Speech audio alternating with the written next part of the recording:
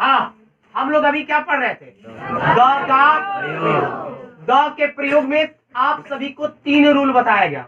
The के प्रयोग में क्या क्या बताया गया? पहला रूल आप लोगों को यह बताया गया कि जब कभी भी कोई म्यूजिकल इंस्ट्रूमेंट आ जाए, म्यूजिकल इंस्ट्रूमेंट कहने का मतलब मेरा है कि ऐसा यंत्र जो म्यूजिक से संबंधित हो। क्या हो? म्यूजिक से संबंधित, तो उसमें द का प्रयोग किया जाएगा। ये बात कोई दिक्कत आप लोगों को? क्लियर? और हाँ, जैसे कि आप लोगों को समझा दिया गया, ढोलक, हारमोनियम, पियानो, ये जो भी रहेगा उसमें द का प्रयोग किया जाएगा। जी कोई दिक्कत? क्लियर है? आइए आगे क्यों बढ़ते हैं। तो मेरे दोस्त, दूसरा रूल बताया गया रे बाबू कि दुनिया का कोई भी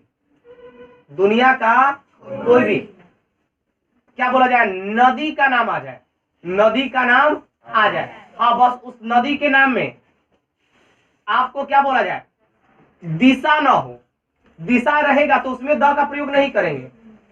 यदि जगह का नाम जुड़ा रहेगा तब वो द का प्रयोग, हाँ, लेकिन यदि ये 2 चीज नहीं है, उस नाम के साथ दिशा का नाम नहीं है और जगह का नाम नहीं है, तो उस नदी के नाम के साथ द का प्रयोग किया जाएगा। जैसे कि एग्जाम्पल के तौर पर गंगा, क्या गंगा, इसमें द का प्रयोग करेंगे। करेंगे कि नहीं करेंगे?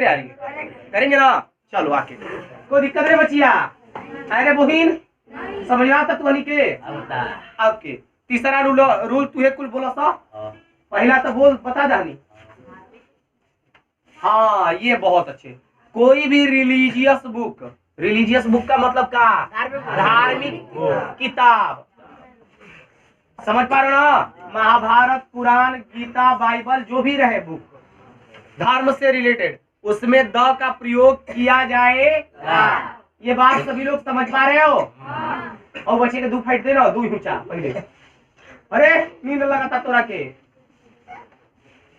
दे दे 2 ऊंचा, राजीबू गंगना के, चल जीबू छछना के घरे। भाई लोग, आप लोग पढ़ी जी, वो करा के नींद लगाता। हाँ, आपने कौन सा पहला रूल सीखा? आपने क्या बोला जाए? म्यूजिकल इंस्ट्रूमेंट के साथ द लगेगा, फिर रिलीजियस बुक के साथ द लगेगा, और कोई भी नदी का नाम रहेगा उसमें द का प्रयोग होगा। सबसे पहले दिक्कत बात ये है, कुछ बच्चों को दिक्कत प्रॉब्लम ये हो जाता है कि ये THE जो है, THE, तो इसमें बच्चे कई बार पूछते हैं, बहन को पूछ रहा था कि भैया इसको कब द कहेंगे, कब दी कहेंगे, कब दा कहेंगे। तो आइए जी, सबसे पहले समझा जाए कि THE को कब द कहा जाए, कब दी कहा जाए, कब दा कहा जाए। भावेल नाम सुने हो कभी? ऐसे बाउल बोलते हैं, लेकिन जाने दो, उतना सही है। हमने के भोजपुरिया भावेले बोले के पहले क्या बोला जाला? भावेल। तो भावेल कितने होते हैं?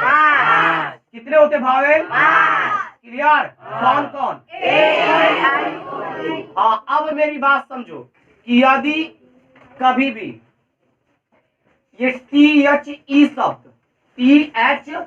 शब्द किसी भावेल के पहले आ रहा हो, किसी भावेल के पहले आ रहा हो, यदि मान लो कि ऑक्स है, OX, और उसके पहले THE लिखा हुआ है, तो इसको द ऑक्स पढ़ोगे तो ये गलत होगा।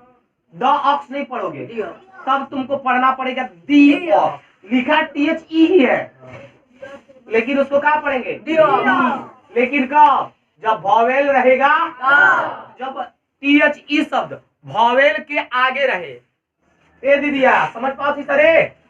जब THE शब्द भावेल के आगे रहे, THE का रहे भावेल के आगे, तो उसमें यानी उस जगह पर उसको द नहीं बोलेंगे, क्या बोलेंगे? दी। क्या बोलेंगे? दी। कौन तो कहा कि द नहीं, दी। अब एक चीज समझिए, जहां पर भावेल रहेगा वहां पर क्या लिखा जाएगा? भावेल के पहले आ जाएगा तो दी। भाई मेरे समझ पा रहे हो?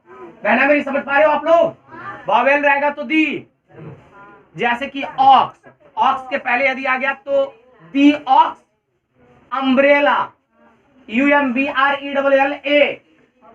समझ लो बात ना। तो अम्ब्रेला में यू वॉवेल है कि नहीं है?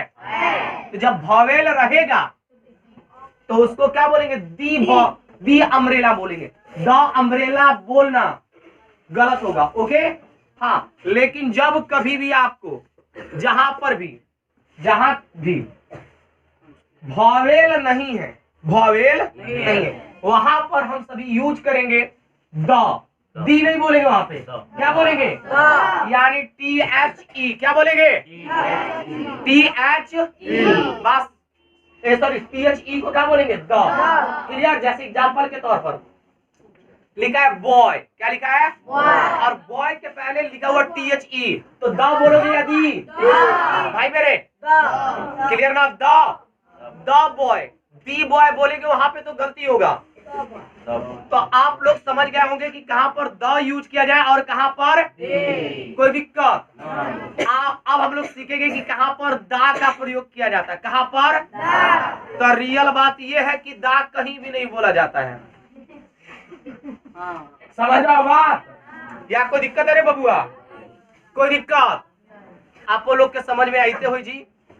हम वो सोचने का थोड़ा सा रिकॉर्ड कर दे ही कोनो व्यवस्था नहीं है, क्या बोला जाए, सेल्फी स्टिके से रिकॉर्ड कर दे, लेकिन आप लोग समझी जा। आई होप कि आप लोग के समझ में आते हुई।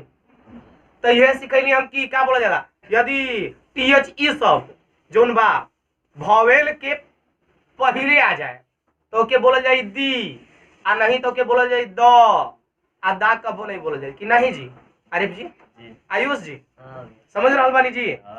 चलिए जी। हाँ, क्यों दिक्कत? आवे के द के प्रयोग पर सीखे के थोड़ा सा। द का पहला प्रयोग समझ में आया? कहां पर? पहला रूल बताया गया तुमको, क्या बोला जाए? अरे द, अब हम नाम नहीं बात कर रहे हैं, प्रयोग की बात कर रहे हैं। तो म्यूजिकल इंस्ट्रूमेंट में द का प्रयोग किया जाएगा।